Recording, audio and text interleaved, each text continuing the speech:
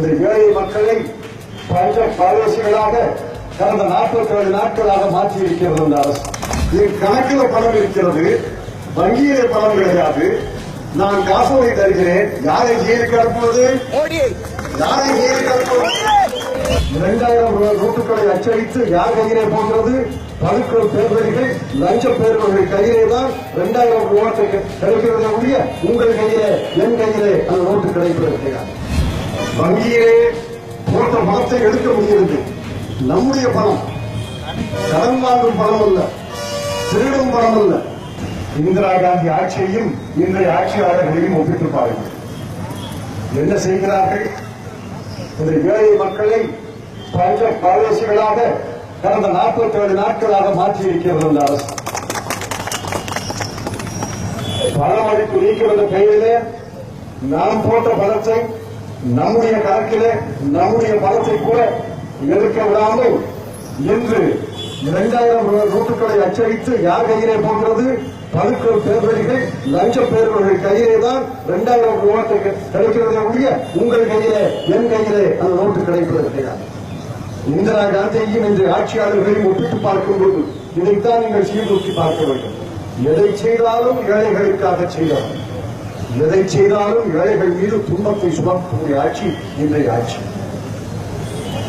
ஆகவேதான் 100 ஆண்டுகள் கழித்து அவர் மறைந்த 32 ஆண்டுகள் கழித்து இந்திய மக்கள் மனதிலே உங்களுக்கு மிக பிடித்தமான பிரதமர் யார் என்று கேட்டால், நேற்று கேட்டாலும் சரி, இன்று கேட்டாலும் சரி, நாளை கேட்டாலும் சரி, ஒரே பொழுதிலே இந்திய மக்கள் சொல்வார்கள், இந்திரா காந்தி, இந்திரா காந்தி, இந்திரா காந்தி. யாருமே மறுக்க முடியாது. வங்கியிலே போட்ட பணத்தை எடுக்க முடிகிறது.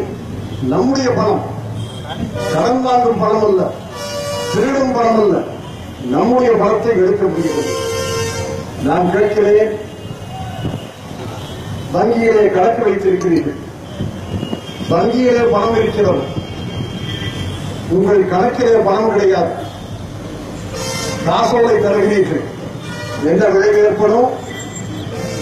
வங்கியிலே பணம் இருக்கிறது, என் கணக்கிலே பணம் கிடையாது, நான் காசோலை தருகிறேன், அந்த காசோலை திரும்ப வருகிறது, சட்டம் என் மீது பாய்ந்து என்னை சிறைக்கு அனுப்பும். இன்னைக்கு என்ன நிலைமை? என் கணக்கில் பணம் இருக்கிறது, வங்கியிலே பணம் கிடையாது, நான் காசோலை தருகிறேன், யாரை ஜெயிலுக்கு அனுப்புவது? யாரை ஜெயிலுக்கு அனுப்புவது? 47 நாட்கள் இந்த நாட்டு மக்களிலே 30 கோடி மக்கள் அன்றாடம் சுயதொழில் செய்து அன்றைய ஊதியத்தை ஈட்ட வேண்டிய நிலையில் இருப்பவர்கள். 15 கோடி மக்கள் அன்றைய கூலி வேலை செய்து தன்னுடைய வீட்டிலே உலை வைக்க வேண்டிய நிலையில் இருப்பவர்கள். விவசாயிகள் கரும்பு, தக்காளி, காய்கறி, பழம் எதை விளைவித்தாலும் அதை விற்றால் தான் பணம். அத்தனை விலைகளும் வீழ்ந்து யாருக்கும் வேலை இல்லாமல், யாரும் கூலி வேலை கூட செய்ய முடியாமல், சுய வேலைகளை செய்ய முடியாமல் 47 நாட்களாக இந்த நாடு படக்கூடிய அல்லோலகத்தை நீங்கள் பார்த்திருக்கிறீர்கள். 50 நாளிலே எல்லாம் சரியாகிவிடும் என்று சொல்கிறார்.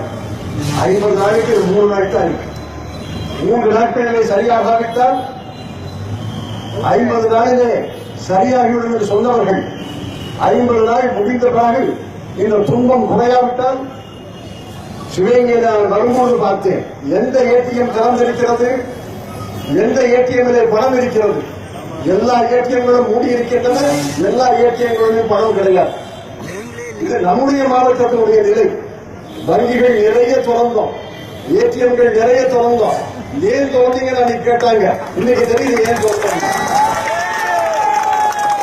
வடநாட்டில் 10,000 பேருக்கு ஒரு ஏடிஎம் இருக்கிறது. எங்கிருந்து பணம் கிடைக்கும்? வடகிழக்கு மாநிலங்களிலே ஏடிஎம்மே கிடையாது. எங்கிருந்து பணம் கிடைக்கும்? வெள்ளம், புயல், பூகம்பம் போன்ற சோதனைகள் தான் இத்தனை கோடி மக்கள் மீது சுமையை, துன்பச் சுமையை சுமக்கும். ஆனால் இத்தனை பேரிடர்கள் செய்யாத ஒரு துன்பச் சுமையை ஒரு மனிதர், இந்தியாவின் பிரதமர், நானே முடிவெடுப்பேன், அனைத்து அதிகாரமும் என் கையிலே குவிந்திருக்கும் என்று இன்று இந்திய மக்களை பரிகரிக்க வைத்துவிட்டார் ஒருவர் இந்திய பிரதமராக இருக்கிறார். இந்திரா காந்தியையும் இவர்களையும் ஒப்பிட்டு பார்க்க வேண்டும். இந்திரா காந்தியின் ஆட்சியையும் இவர்களையும் ஒப்பிட்டு பார்க்க வேண்டும். நண்பர்களே, தோழர்களே, இன்னும் 200 ஆண்டுகள் கழிந்தாலும் இந்திரா காந்தியின் புகழ் ஓங்கி ஒலித்து நிற்கிறது. அந்த இந்திரா காந்தி அவர்களுடைய கட்சியை சார்ந்தவர்கள் எல்லாம் அந்த காங்கிரஸ் கட்சியை தாழ்த்தவர்கள் பெருமையோடு தலையிலிருந்து நிமிர்ந்த நன்னாய் போட்டு நாட்டு மக்கள் மத்தியில் நீங்கள் வலம் வர வேண்டும், செய்திகளை சொல்ல வேண்டும், நாட்டு மக்களுக்கு இந்த சோதனைகளை எல்லாம் எடுத்துச் சொல்ல வேண்டும். இந்த கட்சியை வலிமையான கட்சியாக உருவாக்கி இந்திரா காந்தியின் புகழை தொடர்ந்து பரப்ப வேண்டும் என்று உங்களை எல்லாம் அன்போடு கேட்டு